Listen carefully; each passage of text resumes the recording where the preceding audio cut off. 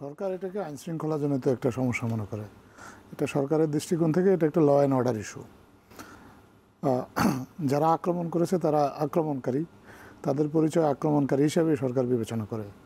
তাদের দলীয় পরিচয় বা রাজনৈতিক অবস্থান এগুলো এখানে বিবেচ্য বিষয় না। বিবেচ্য বিষয় হচ্ছে যে কেউ যদি শান্তি শৃঙ্খলার পথে প্রতিবন্ধকতা তৈরি করে বা প্রতিবন্ধক হিসেবে দাঁড়িয়ে যায়, তাহলে সেটা ল অ্যান্ড অর্ডার ফোর্স আছে, তারা সেটা দেখবে। বিশ্ববিদ্যালয় কর্তৃপক্ষ তাদের বিশ্ববিদ্যালয়ে শান্তিপূর্ণ অবস্থান বজায় রাখার জন্য বা শৃঙ্খলা বজায় রাখার জন্য যদি কোনো সহযোগিতা সরকারের কাছে চায়, তাহলে সরকার তাদেরকে সেই সহযোগিতা দেবে।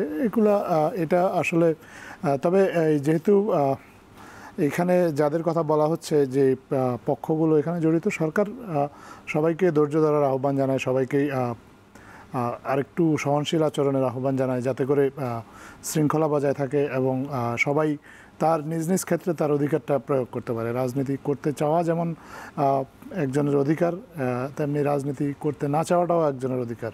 যার যার অধিকার সে তার মতো করে যদি প্রয়োগ করতে পারে, সরকারের দায়িত্ব হচ্ছে সেইটা এনশিওর করা, এবং সরকার সেই অর্থে সেই দৃষ্টিকোণ থেকেই কাজ করছে।